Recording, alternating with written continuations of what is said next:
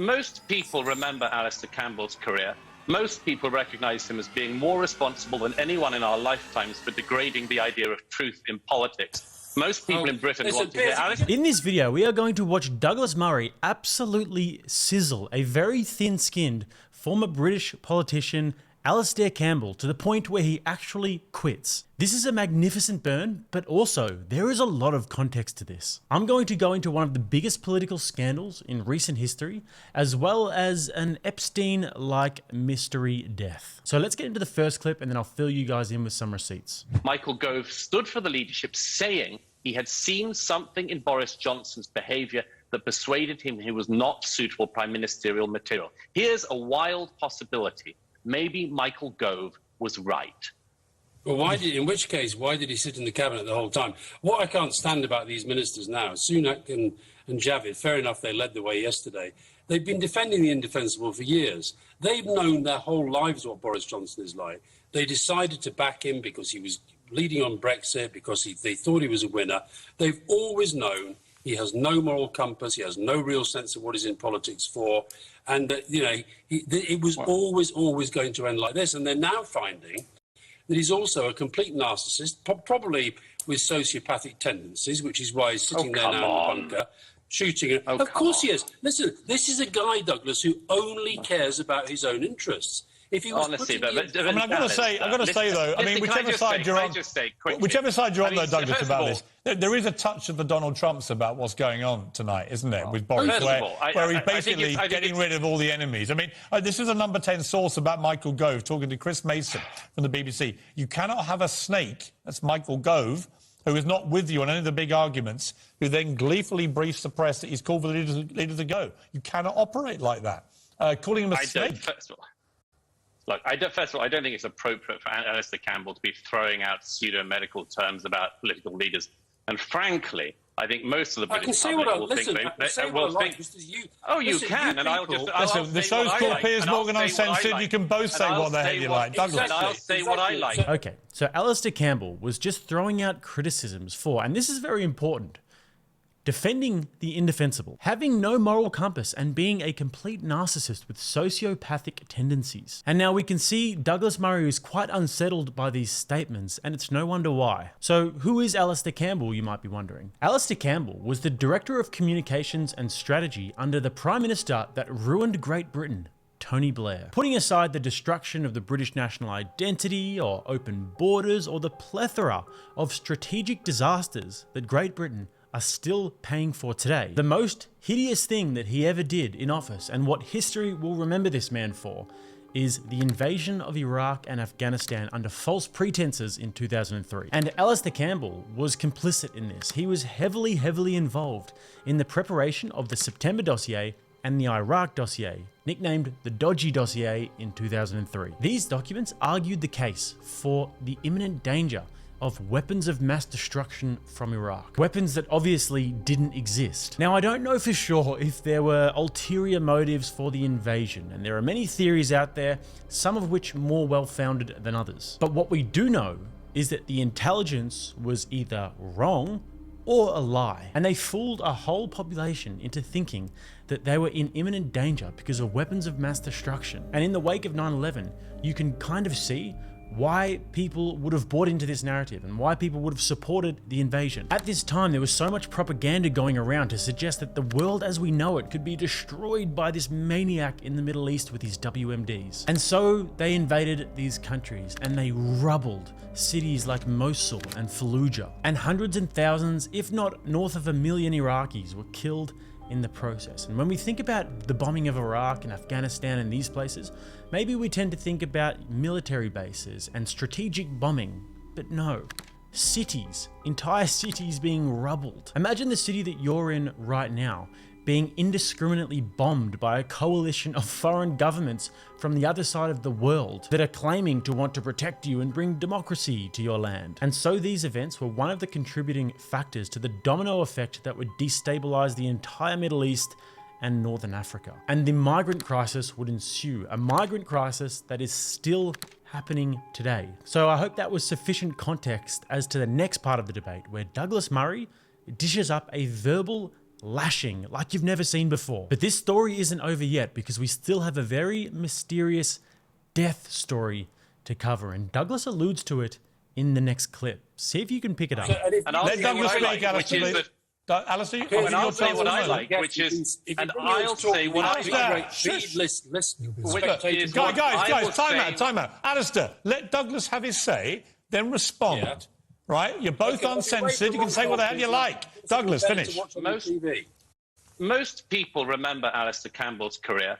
Most people recognise him as being more responsible than anyone in our lifetimes for degrading the idea of truth in politics. Most people in Britain want to hear Alistair Campbell talking about truth, about as much as we want to hear Jeffrey Epstein talking about the age of consent.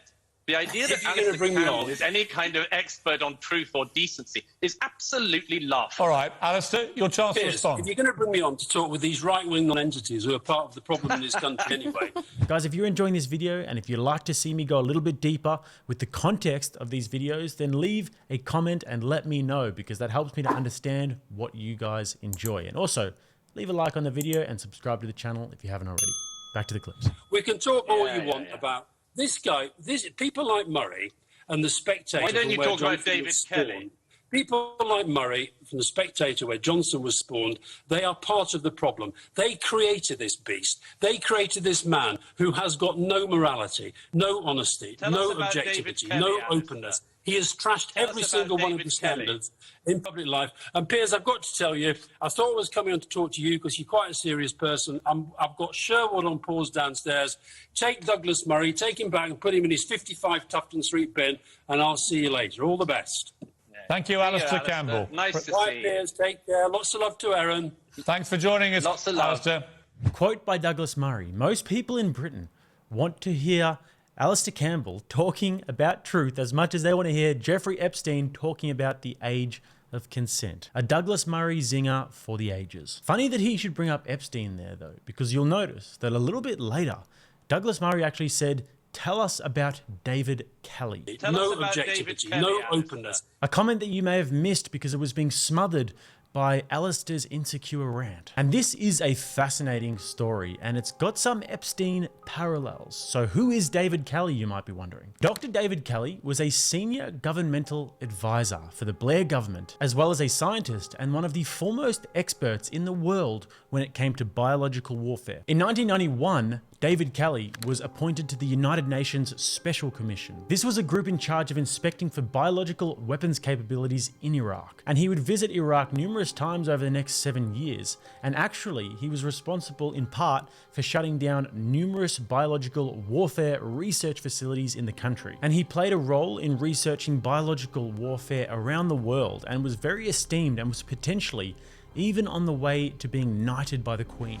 What I've had is the opportunity to migrate away from science and interface with the intelligence community, with the diplomatic community, and indeed with politicians themselves, and that's very exciting. So of course, Kelly was involved in the Iraq dossier, due of course to his extensive knowledge of Saddam's weapons situation in Iraq. But then he began to voice concerns that Britain was going to invade Iraq based on unreliable intelligence. This was in a phone call to British diplomat David Boucher, and in that very phone call, he said that if Britain was to invade Iraq, then he would probably be found, quote, dead in the woods. Why is that?